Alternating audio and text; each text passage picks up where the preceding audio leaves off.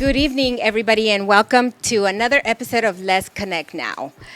Again, I want to really thank everybody for your continued support for our show. We are so excited. This is actually our 15th episode, and I am so happy to be here today with a person that, a gentleman, I'm going to say, that I met recently. I was introduced by him by Vic. I have to give a shout out to Vic, Slick Vic, because he introduced me to this gentleman. His name is Jorge Urrea. That's it. Or George Urrea. And it was such a pleasure to meet you. I really enjoyed speaking to you that day that I met you. I know we didn't get too much into what, into your life and to different circumstances that happened. But today I want to get a little bit into that because I think your story is definitely going to change a lot of people because I know it already changed me. Well, thank you. So introduce yourself and So again, my name is Jorge Urrea. I do a lot of things. I do motivational work for the youth. I do food catering. I recently left work at JPL, the Jet Propulsion Laboratory, which is a part of NASA. And now I'm just full force working on God's plan, and that's just motivating the people that are maybe lost hope. Yeah. So we're going to talk a little bit about, mental health and how important that is. I mean, mental health, to me, being, a person who has experienced that through different circumstances, I know that, for you, it's a big thing. And I know that's probably one of your greatest messages to the youth. So tell us a little bit about that. Yeah, that's actually my great message to the youth is just, suicide awareness and just getting people through some rough times, just with my story. And it's somewhat of a story that, people can't believe that I made it this far. So because of that very fact, I feel that it's my purpose to share my story in order to get someone through that dark place. Awesome. So do you want to elaborate a little bit about, some of the things that maybe you went through that were, that started this whole thing? Because there's always something behind Sure. everything, right? Sure. And I think it's important that we know a little bit about that. Yeah, sure. So my issues with mental health and depression started at the age of like 9.5, 10. Actually, more towards 9.5. When I learned that my mom and her husband at the time, which was my stepdad and the father of my little brother, when the news was broken that they were gonna get divorced, I just felt like the storm came and it was never gonna end, and unfortunately, they didn't end up working out, and that really tore me apart, which led me to start lashing out with I'm gonna kill myself, and although maybe I didn't know that I really wanted to kill myself or not, but that's just what I felt. I just felt like I was alone. I just felt like this thunderstorm was never gonna end. This dark cloud was never gonna pass, and for that I just wanted to end my life. And so so many threats to my mom regarding that issue. The idea came up to where she wanted to go see a counselor of some sort. And so obviously, I'm 9.5, 10 years old, and I was like, let's go, lead the way. And so I found myself at Charter Oak Hospital talking to a therapist.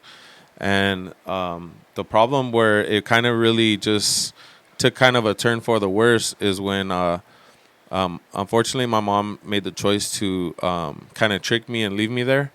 The deal was we were going to go talk to somebody together, and as they were having adult therapist time, I was in the cafeteria eating my meal, and upon me finishing my meal, I went back to the counselor's office, and I just found the counselor and not my mom. So that just started a whole snowball effect of just all kinds of anger. Now it went from depression and suicidal thoughts to, man, I'm gonna hurt everybody. You know what I mean? And that's what I did at 10 years old. I ended up staying there for about a year and a couple months, and it wasn't until 6 months after I was there causing terror that an incentive was used, and the incentive was that, if you're good, your mom's gonna come visit you. So. So do you feel that that traumatic moment in your life is what trickled you to spiral up through your anger Yeah. and all the all the issues that came after you got out? 100%. I was no longer sad. I was now mad, and I was a big kid. So when you get an angry big kid, like there's gonna be destruction, and that was my avenue, was to destruct. So when you were there, George, did you get the help that you needed? Were you getting counseling on the issues that you were currently facing? Did they help you at all? I'm not sure. You know what? To be very honest with you, like I don't remember the help. You know what I mean? I just remember the hard times in there. That's sad. I remember, going to school and, taking classes, going from one room to another, and traveling the hallways and stuff. But I don't really remember the outcome as far as the help side. You know what I mean? Like no one-on-one therapy. I think just the traumatic experience alone just kind of blocked out those simple things. To me, that's a simple thing. I was more focused on not only trying to get out of that place, but at whatever cost it was. But I was just focused on hurting people because that's just I was just an unhappy kid. I felt like I was left alone. You were just angry. Heck yeah. Yeah. So after that, what happened? Like, were you able? Did your mom come back and pick you up? Yeah. So after a long period of time, I think it was like, I don't know, 5 months or something, 5 6 months. I had a meeting, and the meeting was regarding my mom was gonna come for the. I guess like it was a Saturday, and they set up like a lunch for us, and we talked and stuff. And I can't really. A lot of people, want to know like what I really felt at the time that I seen her and all that stuff, but I can't really remember. All I remember was I was excited to see her. It was I like bet. I hadn't seen her for a while, so I don't think the anger part clicked yet. I think it was more excitement and more joy because she was there. The anger and the feeling of neglect and all that came after I went home, and started living the real life again, and it wasn't a good life, and I had a lot of chances and a lot of reasons to lash out, and I chose to lash out. And once I got big enough to where gangs started taking effect, and negative people that I might have looked up to at the time and stuff, when they took effect in my life, I was all for it. I was all for anything that had to do with violence and negativity. Oh wow. Yeah. Wow. Were you still enrolled in high school, or were you out of high school already? Yeah, that was one thing my mom always she was always on me regarding, going to school and stuff like that, and I had no problem going to school, because it was kind of like I didn't want to be home anyway, so I would go to school. But while I was at school, I was either just a class clown or, just messing around. I really never took anything serious, not even like auto class. Now thinking back, that was the most easiest class to pass. Like, I just hated it. You know what I mean? Because another problem that happened too, being in that place, was that now I had a negative feel when there was any type of authority upon me. You know what I mean? Like, I'm not gonna lie. To this day, I just do bad with authority. I hate people telling me what to do, and all that stuff. And that's just going back to having to be in an institution while you're at the age of 10, and you're being strapped down with leather restraints in a padded room because you wanted to fight somebody. Like, Wow.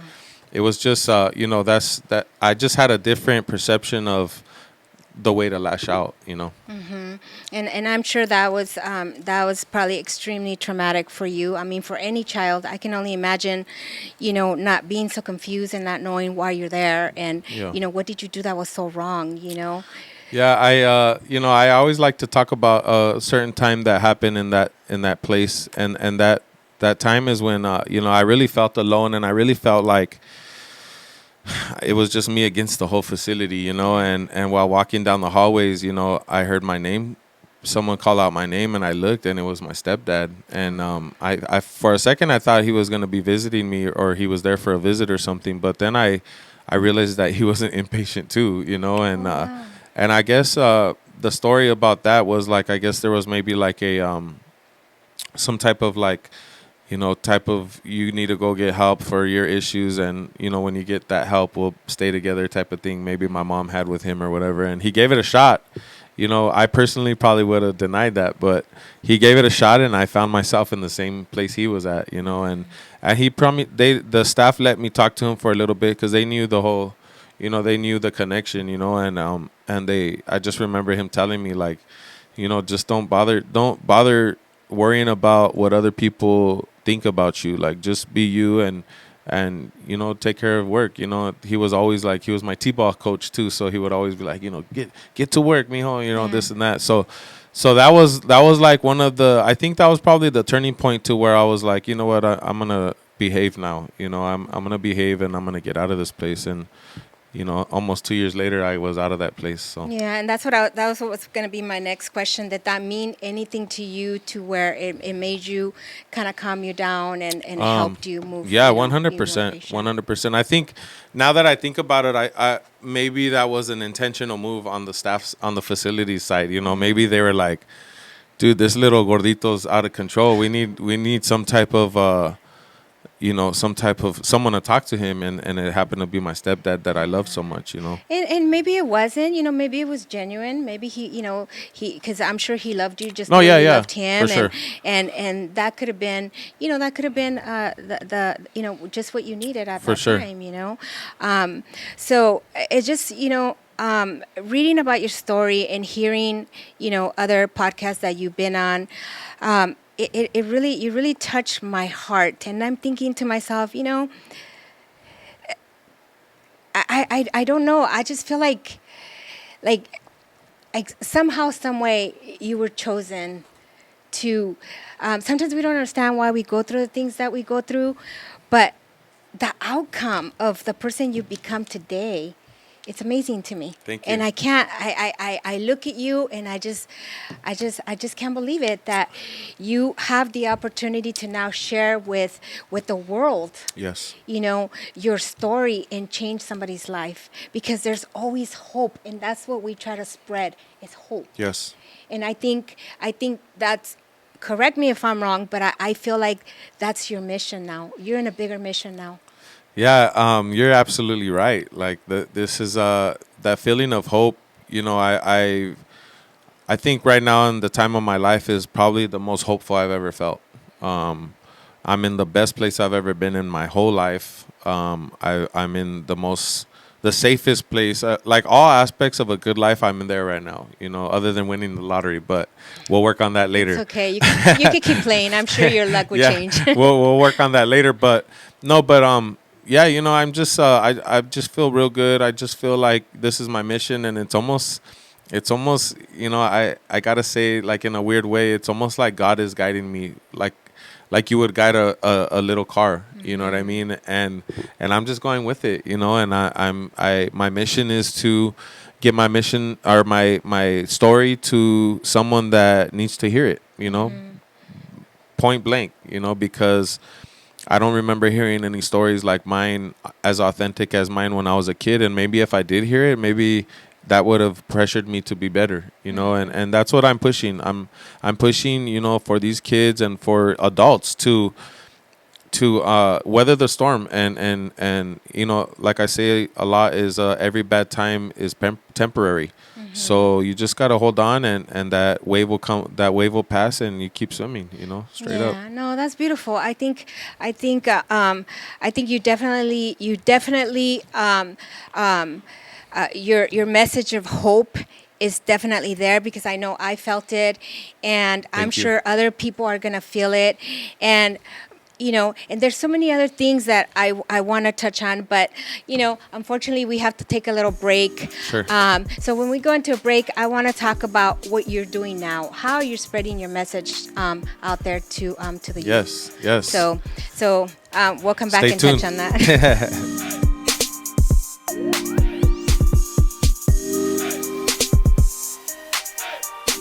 Hey everybody, this is Monica. Just giving a shout out to my friend Suzette Alvaro. She is an expert at helping you with any issues with your corporation or your nonprofit. The Corporate Revivers. Give her a call and let her know that Monica from Let's Connect Now recommended you. So George, before we went into a break, we said we were going to touch on the different platforms that you're utilizing to spread your message. Can you talk a little bit about those platforms? That I know you've been on a few, but I'm gonna let you say it. Sure. As far as platforms like podcasts and stuff, I think you're my sixth podcast that I've been on. But I've done, I've been on JR and the Crew. Good friends of mine. I was fortunate enough to be on their show as well. I've been on Hoodstock's podcast. I've been on a bunch of stuff, but I think the main mission for me and the way I get my message across is, just showing people what I'm doing on Instagram. And the people that I'm talking to is like the youngsters. I have a lot of youngsters that are from the city that I'm from, El Monte, and they follow me what I'm doing, and they follow the different activities that I'm up to or the different events that I'm at. Like I've done a community event in my own city, which is El Monte. Last August, I was able to bring 300 backpacks to the city, and I gave out 300 backpacks, and each backpack was custom to the kid. It wasn't just a generic backpack with a bunch of stuff. It was custom to their age and the grade. Oh wow. So along with that, we gave out, shout out to Upgrade Barbershop in the city of El Monte. He helped me out with giving out 35 free haircuts to the boys. Awesome. That needed haircuts, and we were just there spreading positivity in my city, and that came with free meals for everybody. It was just a blessing. The mayor of El Monte came with her parents, and she donated some stuff, some sanitizers and stuff, and it was just a crazy moment, just because that moment I don't really share too much stuff with my mom, and that day I asked her to come with me, and she did, and she had no idea that this was my event. She thought we just went to someone's event, and wow. and when the mayor came and gave me a hug and introduced herself to me and thanked me for what I was doing and thanked my team. Project Coffee Cup was a big help in my event as well.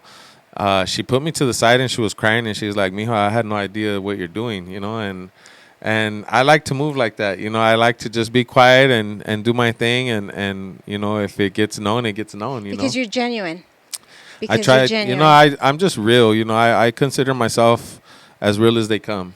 Because growing up, I didn't have anything but respect and my word. That's what I had.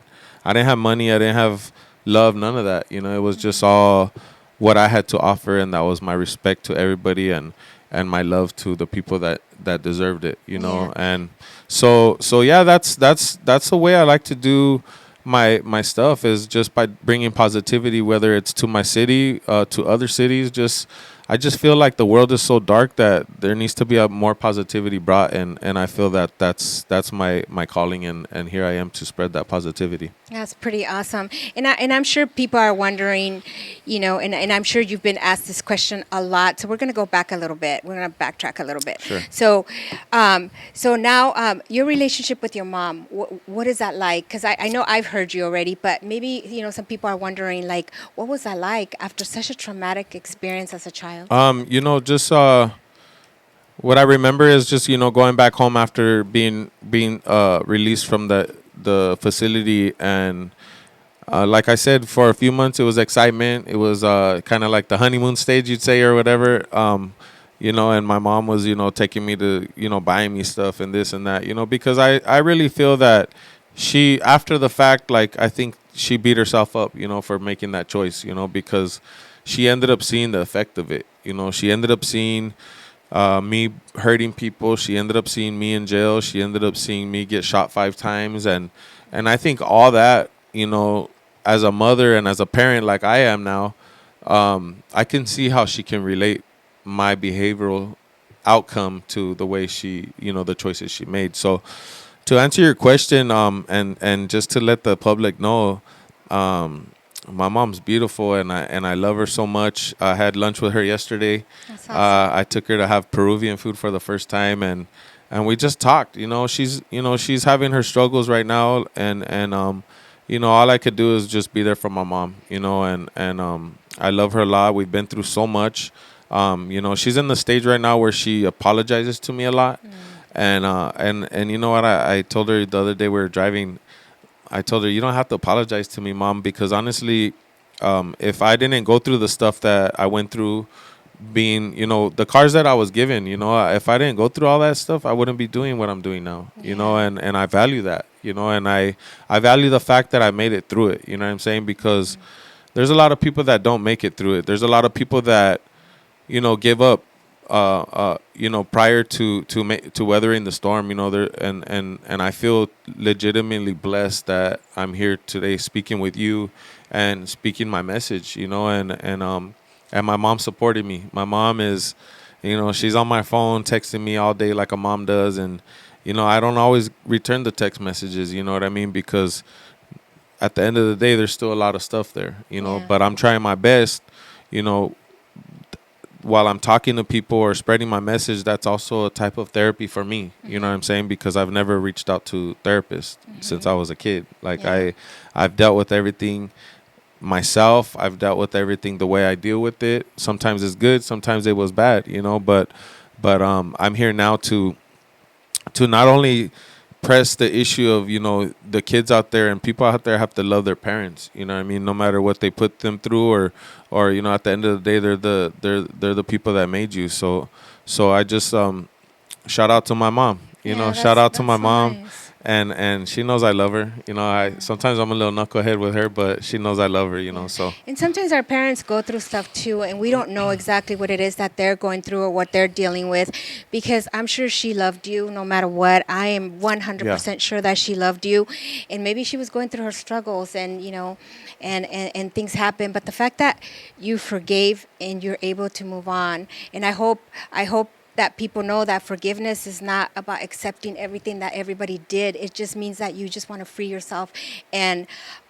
move on. Yeah. Because when you hold on to whatever it is, you suffer inside, and the anger just gets worse and worse and worse. Yeah, So and sometimes that, that suppresses you from moving ahead. You yes. know, I've learned that. I've learned that many years ago. I just had a whole negative way of seeing life. And a lot of people tell me now on Instagram, they're like, hey, how did you get through all that stuff? And I said, you know what? I think the main factor behind me still here and me doing what I do is because I changed my mindset to not caring, for lack of a better term, to now caring. You know what I'm saying?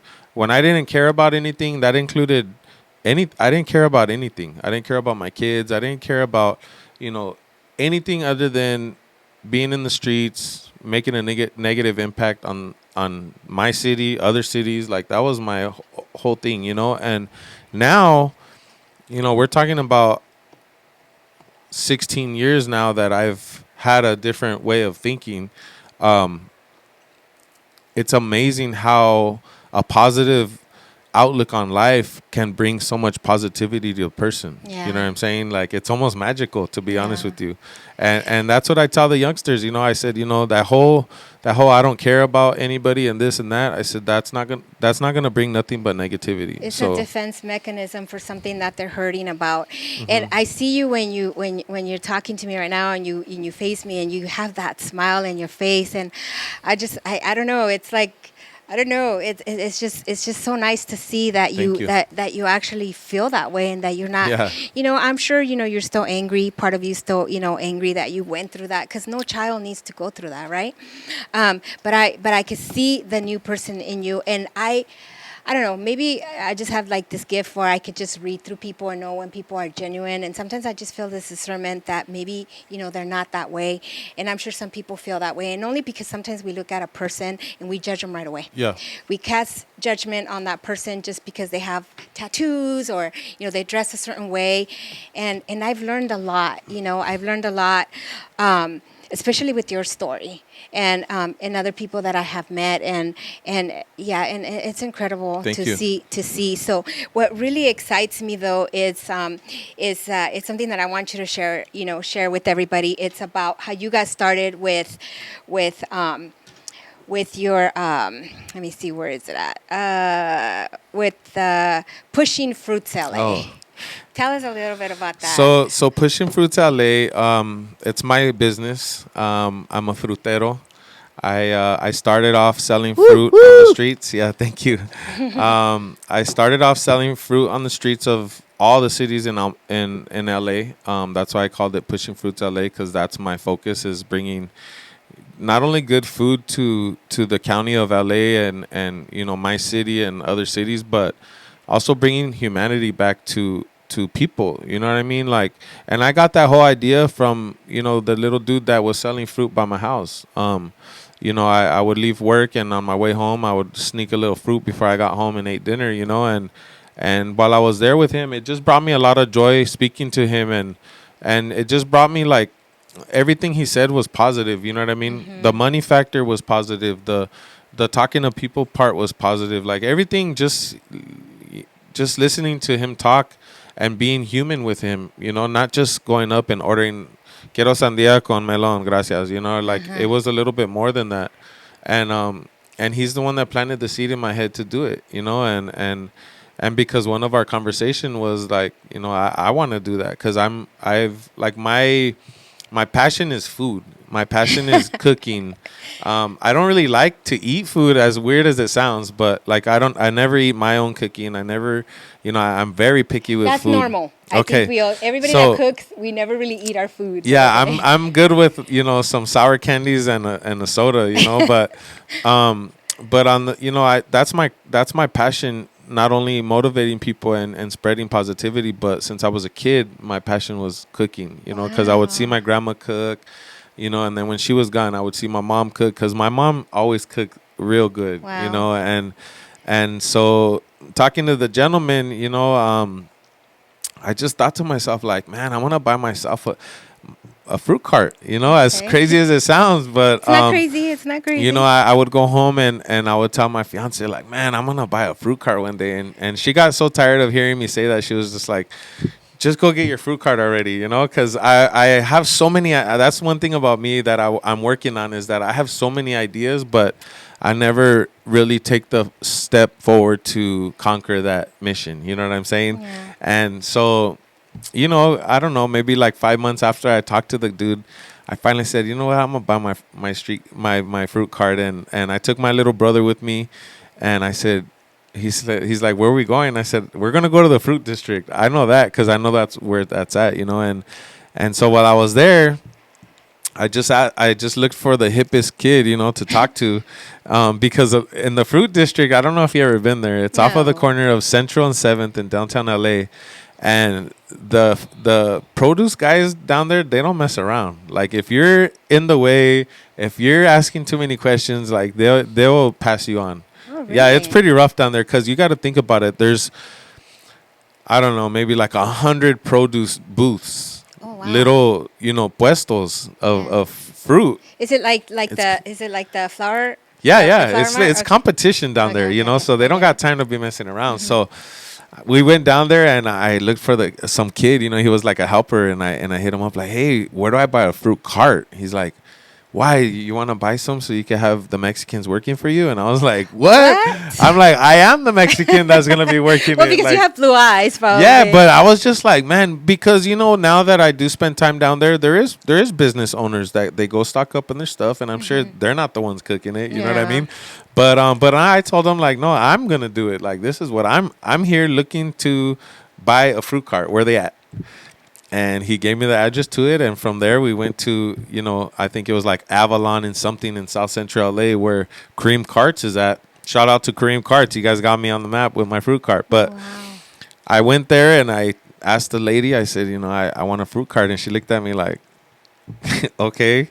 I said, no, I'm serious. Like, so she went through the whole showing me all the models and all that. And I paid for my fruit cart that day, and little did I know it was going to be 3 months till I got my actual fruit cart after I paid, because they had to build it and all that stuff. Wow.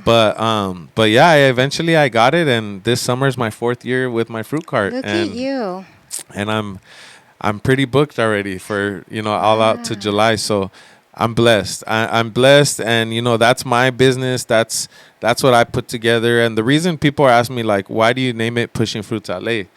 Well, I'm from the hood, so in the hood you push drugs. You know what I mean? And I pushed drugs to get by. To whether it was to come up ahead of child support or to have the finer things in life, whatever it was that my choice was, doing those things was bad, and it brought bad stuff to me, and I said, you know what, I'm gonna push fruit, you know what I'm saying, and my company is called Pushing Fruits LA because I'm pushing the best fruit in LA. Look at you. Yeah. And I even heard, Straight up.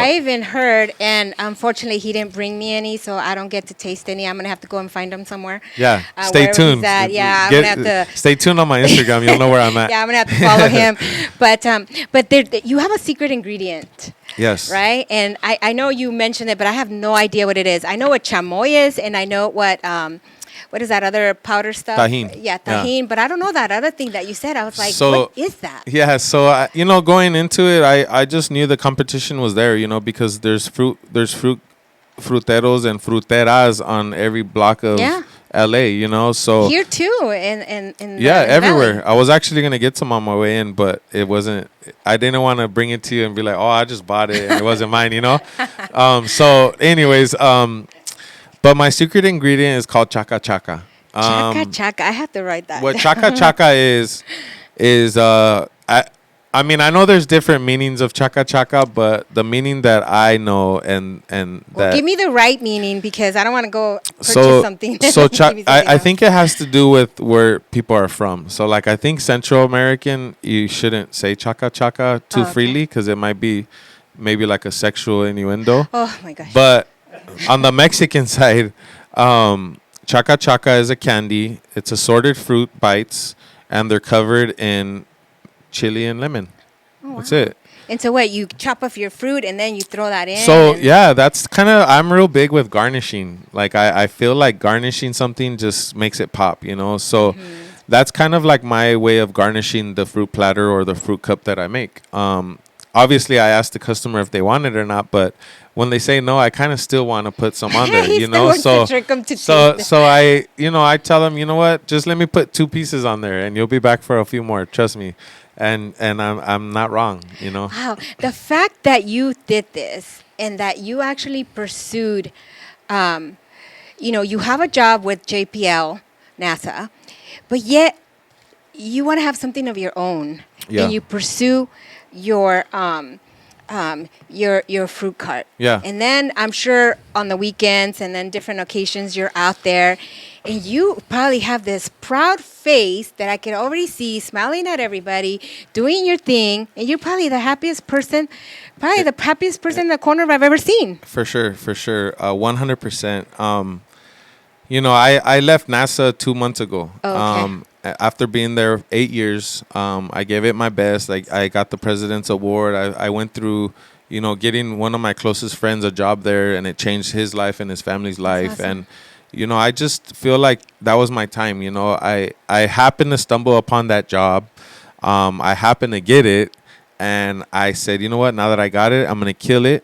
and I did for 8 years, and I left, and now I'm doing what I want to do. Yeah. And that Wow. is selling fruit, mentoring youngsters, doing modeling gigs, all kinds of stuff. Just Modeling, even model. Tell me about that. so I'm a brand model for a company called some friends of mine have a company called Hood Raised, and it's called Hood Raised Lifestyle because they're all from East LA, and they're printing these shirts, and it's getting some pretty good attention because it's speaking truth, and I do modeling for them. I've done modeling for other brands, and it's just fun to me, and it's just because it's not something that everybody can do or that everybody has done, so that's my thing. Just like when I was working with NASA, I just felt like I'm gonna give this my all because it's not an opportunity that everybody can get, and I've always thought, like, if you're given an opportunity, you got to run with it and give it your best because it's not every day you get an opportunity. Correct. That is So very true. so I did my thing there. I left 2 months ago. I'm doing a lot of catering stuff. Which is my passion. I get to cook for people. I'm doing a lot of acting stuff. I belong to a casting agency called URA Casting. It's called Underrepresented Artist, and what Bernice does is Bernice is my manager, and what she does is she puts me and a lot of other homies on set, including Vic. Slick Vic is part of it. He's slick, all right. And that's what we do. I was just on a pretty good part on the Mayans, the fourth season, Yeah. and it's so surreal that stuff like that can happen to me. You know what I'm saying? Because Well, you deserve it. thank Stop you. saying that. No, because but you deserve it. and that goes back to pretty soon I'm working on my short film documentary of my life. I think we're going to start on it next month, and Oh, wow. and my film is going to be called Why Me, and so is my book. My book's going to be called Why Me, and that is because not only did I think why me when I was a kid going through such bad stuff, but I also think why me when good stuff happens, and sometimes, like, you've done a person that, like myself, I've done a lot of damage in my life, and now when I wake up in the morning and I have a gig that I gotta feed 1,500 people, or I have this event with JR and the crew and Momo from Pomona, like, when I'm at those places, I'm just thinking, like, man, this is so surreal, and because of that very fact, like, it gives me no other choice but to smile. Yeah, For no, sure. and I could see that. I could see Thank you. that. And every time I'm in Jay and the crew, I mean, I'm like, but I love those guys. Yeah, They do definitely. pretty awesome. I think that's how I met you, and it just, wow, now we're here. There we Now are. we're here. Life has a lot of twists and turns, and It and does. that's the perfect example of not giving up on life, because you just never know what's around the corner. Yeah. Straight up. So lastly, I want to know about Ryan Seacrest. I want to know, the story behind that. Sure. So when I started my story, or when I started my company, Pushing Fruits LA, a food blog by the name of LA Taco. I'm not sure if you heard of them, but they're pretty big in LA. And what they do is they support and publish small businesses, kind of like yourself. And what they do is, like, they push the taquero that's on the corner, and they give a little story of that taquero, because it's not only, that's the thing people need to know, is that these vendors that are on the streets, it's not just a person on the corner selling fruit, or it's not just a person slanging those tacos at 3-4 in the morning with their family. Like, there's a reason for this. You know what I mean? And my reason just happens to be because it brings joy to me. You know what I'm saying? But there's other people that they really need that, and I just think, like, I don't know where this went, but I just, me being a frutero and giving a voice to even the street vendors, is like, it's important to me, and having this opportunity that has been brought to me, owning a fruit cart, owning a taco stand, owning, I have a little hibachi stand. I do all that stuff, and all that stuff that I do straight up is to motivate the next person. You know what I mean? Because it's easy. I could do nothing. I have no problem with that, but my mission is to bring motivation to the next person, and that comes with working. That comes with not giving up and just grinding, like, if you work hard, you're gonna get something. And 9 times out of 10, if you're giving that work genuinely and out of your heart and something that you like doing, all you're gonna get is positivity comebacks. course, You know what of I'm saying? course. So that's the whole thing behind my my Pushing Fruits LA, and that's Awesome. my mission. Like I just feel like everything now in life for me has a purpose, and that's it going as far as my fruit, Yeah. that's So all. we're missing. So what did Ryan Seacrest do, So or how did he find you? So he found me because of my fruit cart. I didn't. I did a spread for LA Taco.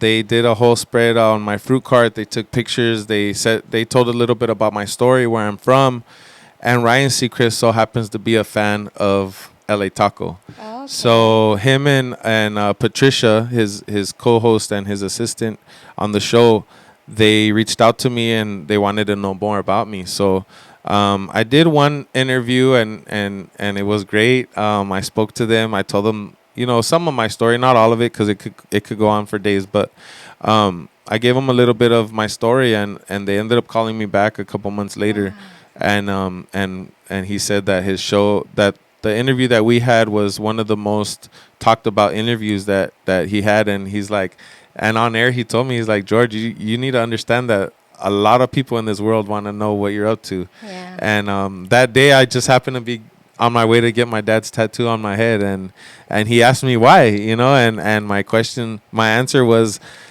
honestly, I feel like my dad is guiding me through this life. He had a rough life himself, and I think that he knows the genuine love that I had for him, and still do, and I feel that he's taking me through life. And I told him that, and he's like, man, he's like, that's a blessing. And after I hung up, I was just like, man, everything happened today. I'm getting my dad's tattoo. I just had a talk with Ryan Seacrest, like one of the biggest dudes in the world, and I'm like, that's all supposed to happen. Like everything that happens is supposed to happen. And so Ryan Seacrest is a friend of mine, and he calls me. He called me a couple months after the first interview, and he should be calling me pretty soon because he said he wants to hear what I got going on. So Wow, we'll that's see. pretty awesome. Yeah. That's pretty awesome. And yes, he's definitely a big, public figure. But I think I think your story. I mean, there's so much that, like you said, we could probably go for a couple of days. Yeah. I mean, I feel like, like Stay tuned just for the with- book. I feel like just with what I have, I could write a book, because I'm so touched by your story, and Thank I you. really want to thank you for being here, for sharing your story, for not feeling any shame, for anything. You're just, Nah. you took something that was not good for you, but you turned it into a huge positive. And you know what? The sky's the limit for you. I Thank told you. you that yesterday when I was talking to you, and I said you were the chosen one, and thank you, God, because we need more people like you. I appreciate that. And that's huge. Thank you. That is huge because you changed my life. I mean, now you're I in appreciate here that. somewhere, Thank you. with all the respect in the world. And of you know course. what? That's I think that's what I'm here for. Yeah. I try to leave a mark wherever I'm at, including NASA, including the corner that I sold fruit at. I just feel like I'm here for a purpose, and I'm gonna make that felt. Yeah, well, I'm going to go find you because I have to taste that fruit. Sure. If not, then I'm going to text you and tell you that I'm hungry for fruit. So Sure.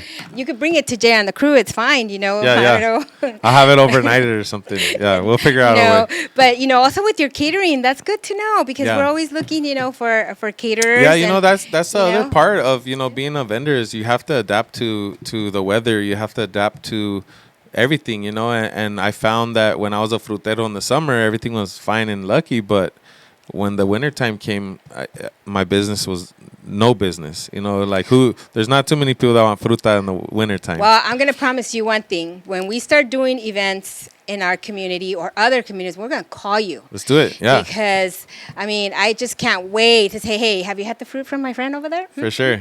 Yeah, So- I'll be at an event pretty soon. I think May 28th with JR and the crew and Momo. I Yeah, think the they concert. I'll be there with my Awesome. fruta. So Well, I don't get to go, Yeah. but I don't know. Yeah, We'll I'll see. be there. So whoever's out there that wants a little fruta from Pushing Fruits LA, pull up to the event. Yeah, we have the flyer out there. Well, with that, Nice. I want to say thank you. It's been a My pleasure, pleasure. meeting you. I'm sure that now, we're going to be friends forever because this is not going to be the last time you and I Thank are going you. to talk. Thank you for your time. I want to continue to invite you to come. Probably out of all the podcasts that I've had, you are the most inspiring one I've had. Thank you. And I am so happy that you're here. So thank you I so appreciate much, and that. God That bless really, you.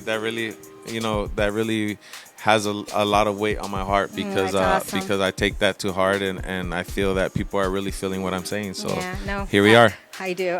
So with that, I am going to say, have a good evening, everybody, and till the next episode, God bless.